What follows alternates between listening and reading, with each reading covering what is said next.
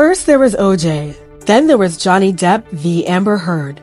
But today we have quite arguably the most salacious trial, the United States versus Sean Combs, opening with a bang. Opening statements and the first witness testimonies covered in today's Daily Diddy Dose. Hello, this is Tentacular Thoughts, coming to you once again to summarize today's courtroom drama just to keep you in the loop. Now today was an explosive day with quite the intimate details, so please, this is a trigger warning. Okay, so week 2, day 1, we were expecting the finalization of a jury, and that did happen before 10 a.m. The jury was officially selected. That's 12 individuals, 8 men and 4 women that really span the breadth of the New York life. For example, we have on the jury a grocery deli attendant, a massage therapist, a scientist, and even an investment analyst.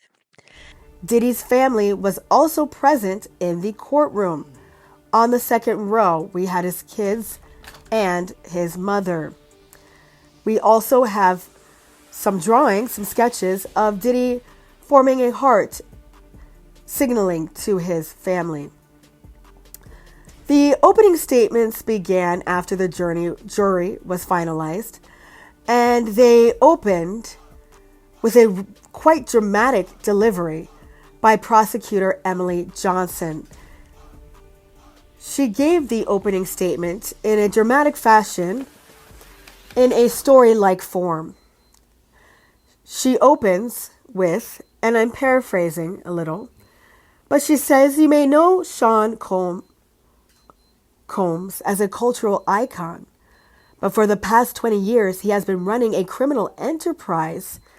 That enterprise used force and substances to control women sexually." Now, the prosecution's case rests on the testimonies of 2 star witnesses. The prosecution did identify witness 1 officially today as Cassie, and her testimony is expected later on in the week. The other key witness is an individual who is going by the pseudonym Jane Doe.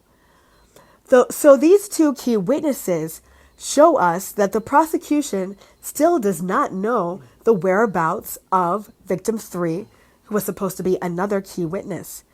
Remember, there were supposed to be additional witnesses, at least 5. So some of them cannot be located at this time. But I'm still unsure if these testimonies will end up becoming part of the trial. We just have to wait and see. But as of right now, their argument primarily rests on the testimony of these 2 key witnesses. And just to dig a little bit deeper into the opening statement of the prosecution, after introducing Diddy, juxtapositioning him as a cultural icon against being a stalwart criminal, an SA abuser, they detail one specific incident in which they say that Diddy forced Cassie to have intimate relations with escorts against her will. He had found out that Cassie was seeing another man, and he awoke one of his employees and informed that employee that they were going to look for this man and that they were going to unalive him. The prosecutor then goes into some very, very salacious descriptions of what Diddy made Cassie do. For example, they say that Cassie had to open her mouth and that the bodily fluids of a male escort was in her mouth and that she choked on this yellow fluid. Then they detail how Sean Combs was very controlling and state that he would regularly beat Cassie, which included beatings for when she was in the restroom for too long. The prosecution even says that the very publicized video of Diddy beating Cassie in that LA hotel, the one that CNN publicized, they say that video depicts Cassie fleeing a freak-off, that she no longer wanted to participate in having intimate relations with escorts, and that she was fleeing this environment when Sean Combs blocked her and put his hands on her. Now on to the defense's opening statement.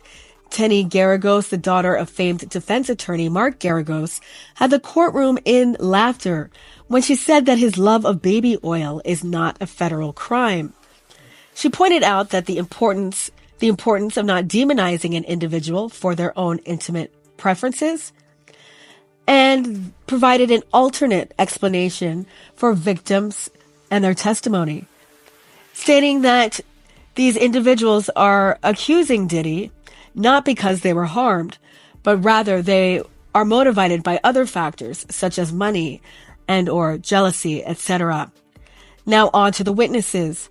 There were 2 witnesses that testified today. The prosecution called 2 witnesses.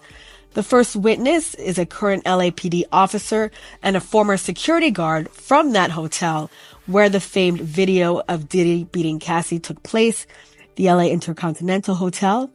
He describes that Cassie had a black eye and that she wanted her phone and that she wanted to leave the situation. The second witness is a former escort, a male who testified that he was one of the paid persons who performed with Cassie during one of those freak-off events. Now, his testimony is important because it establishes that indeed there were people identified as escorts, as workers, intimate workers, because there is an act in the United States that prohibits the transportation of intimate workers across state lines. And this man is showing that Diddy did transport him and others across state line for sexual purposes. All right, the drama continues tomorrow. Tune in tomorrow for your next Triple D.